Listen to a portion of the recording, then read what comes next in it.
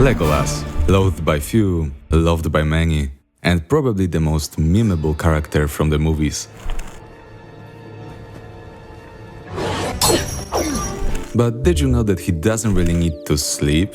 At least, not in the way we're used to. He can go into this sort of deep rest mode and do so even while walking.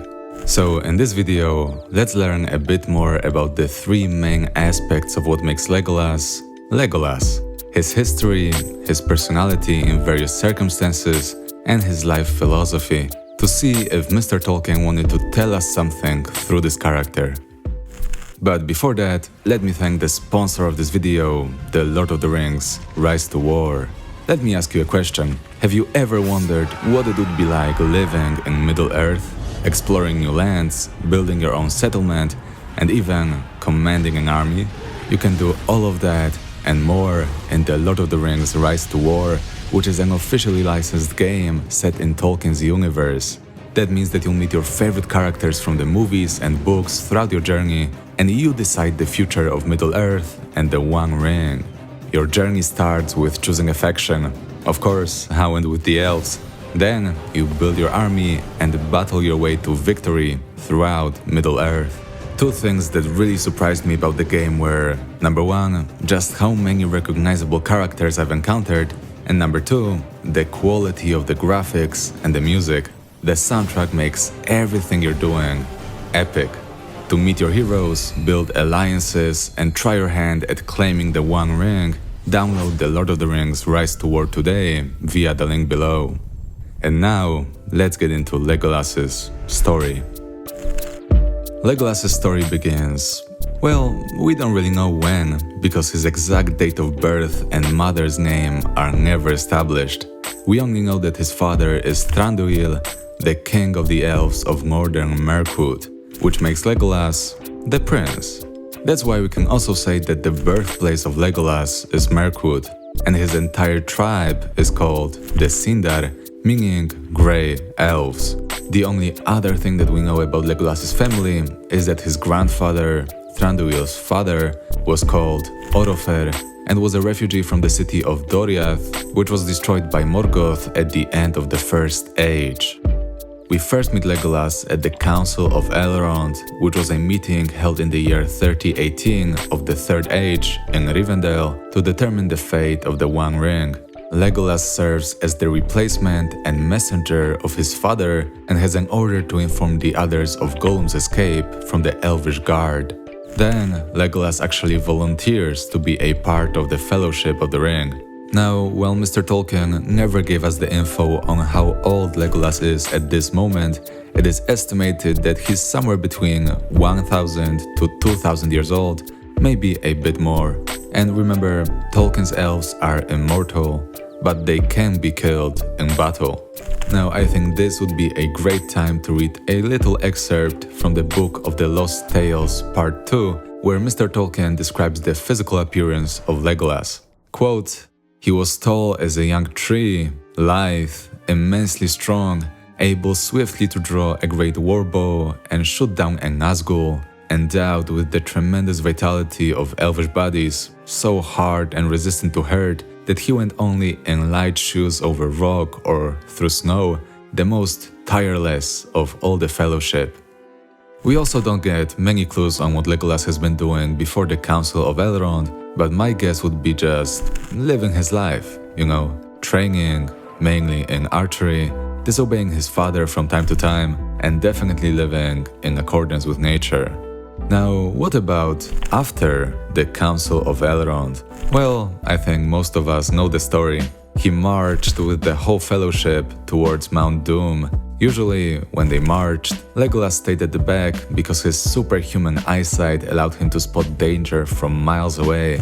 However, when the group encountered a snowstorm while crossing the Misty Mountains, Legolas actually scouted forward, stepping lightly on piles of snow. I'm sure you remember the scene from the movies. Now, I want to get to the good stuff, so let's skip ahead to what Legolas was up to after the story of the Lord of the Rings. Of course, I encourage you to read the books if you haven't already. So, after the fall of the Dark Tower, he attended a ceremony held in the honor of Frodo and Sam. That night, Legolas didn't go to sleep, but instead chose to walk around the forest while singing about the sea. Now, what is it about Legolas and the sea? Well, we'll get to that later. Now, after the Fellowship of the Ring split up, Legolas went with Gimli, first to Aglarond, the Glittering Caves, and next to the Fangorn Forest, the Forest of the Ants. After about 2 decades, Legolas took some of the elves from Mirkwood and stayed with them in Ithilien, a region in Gondor. It is said that they stayed there for about a century, helping to rebuild the forests destroyed during the war with Sauron. Finally, after Aragorn's death, Legolas left Middle-earth with Gimli, sailing west to the Undying Lands. And that was it. He was never seen in Middle-earth again. When talking about Legolas's personality, I think we should start with discussing his friendship with Gimli. In the Legendarium, and especially during the events of the Lord of the Rings, let's say the races of elves and dwarves don't really like each other, and they haven't for a really long time. What's more, Gimli's father, Glóin, had once been imprisoned by Thranduil, Legolas's father. Now that's a messy situation.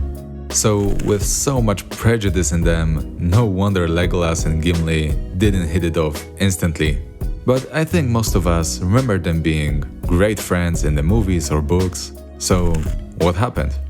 Well, their friendship started when Legolas saw Gimli being very respectful to Galadriel. This shows us what Legolas truly values in friends: kindness, calmness, and respect. And he is willing to let go of the superficial things. After that, we all know how his friendship with Gimli went, don't we? And his friendship with Gimli also reminds me of another one of his most prominent characteristics: cheerfulness. He was able to joke in the middle of a battle and even go through the paths of the dead without losing his spirit. And that's also in part because of his elvish nature, as one of the reasons Gollum escaped from their guard is the fact that they were just very kind to him and didn't see him as a major threat. But fortunately, it all worked out in the end. I guess everything does happen for a reason. Another aspect of Legolas's personality is his love of nature. Now, in general, Tolkien's elves try to live in accordance with nature, which you may see even in the design of their living spaces in the movies. But Legolas takes it even further. As I've touched on in the story chapter, Legolas came back with a group of elves to Ithilien to help rebuild and regrow the forests destroyed by Sauron's forces. I think he saw that all the other members of the Fellowship had other roles to play after the One Ring was destroyed, and he put that responsibility on himself. Now, we could say that Legolas is a character whose personality transforms the least throughout the books. He's always there, offering his strength and wisdom when the situation demands it. A few possible explanations for this could be that his personality and purpose wasn't as refined by Mr. Tolkien as some of the other main characters, or that, due to his longevity, even at this point in his life, he was already very sure of himself. Maybe not about his place in the world, but probably about his moral values. However, within the last book of the Lord of the Rings trilogy, Legolas oftentimes sings to himself and shares his thoughts about nature and how the world keeps changing for the worse. Although this is more or less temporary, as he usually keeps his cheerful nature. Okay, this is a great time to ask ourselves the question of what does Legolas really think of the world and his role in it? What's his philosophy? I truly believe that somebody's name may influence their life philosophy, especially when talking about fictional characters, as they usually are a vessel for the author to bring up certain moral characteristics or views within the context of the story. So let's start with Legolas's name. Its pure Sindarin form looks like that, with an additional A. The form that we're accustomed to is in the Sylvan dialect. And as you may know already, his name translates to green leaf, from the Sindarin words leg, meaning green, and golas, meaning leaves or foliage. And I'd say that this name suits Legolas perfectly. It encompasses his love for nature and his superhuman abilities. After all, a lot of them were simply natural to him. If he wasn't born an elf, he wouldn't be able to jump so high or tread so lightly, no matter how much he trained. There are also theories that Thranduil could have named Legolas using the archaic word leg to pay tribute to the green elves which lived during the First Age, a race called Legrim. This could be a really nice detail. Now, let's get back to the relationship between Legolas and the sea.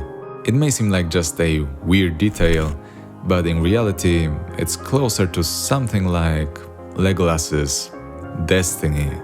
As we know already, Legolas has lived for hundreds and hundreds of years within the northern Mirkwood forest.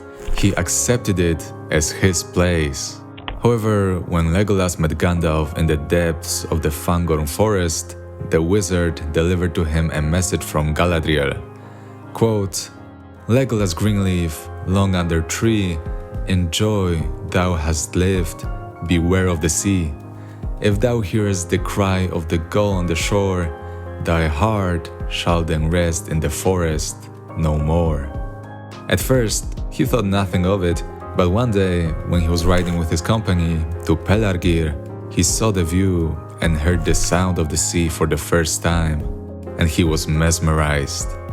In this moment, he realized that he, as an immortal elf, lives in a dying world.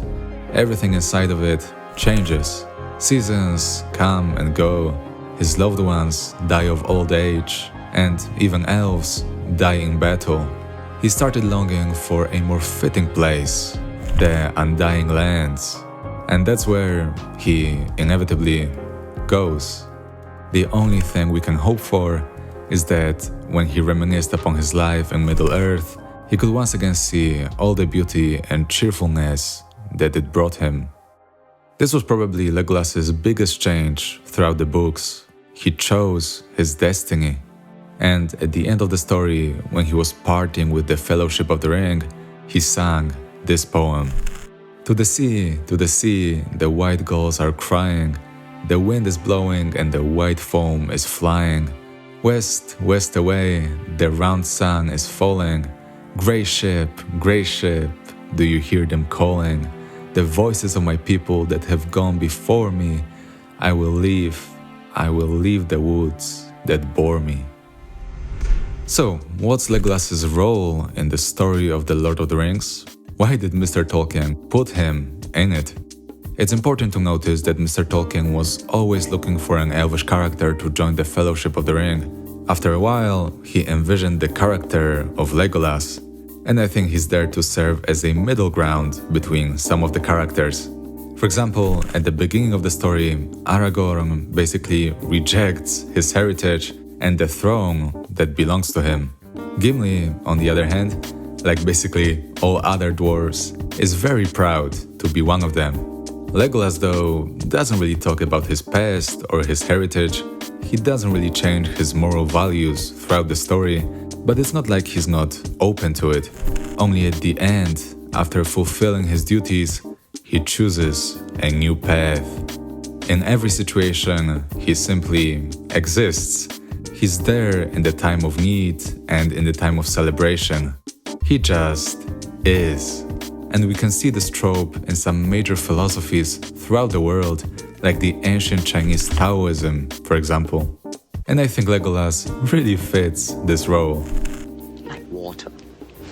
Now you put water into a cup, it becomes the cup. You put water into a bottle, it becomes the bottle. You put it in a teapot, it becomes the teapot. Now water can flow or it can crash. Be water, my friend. But of course, it's more of an anecdote.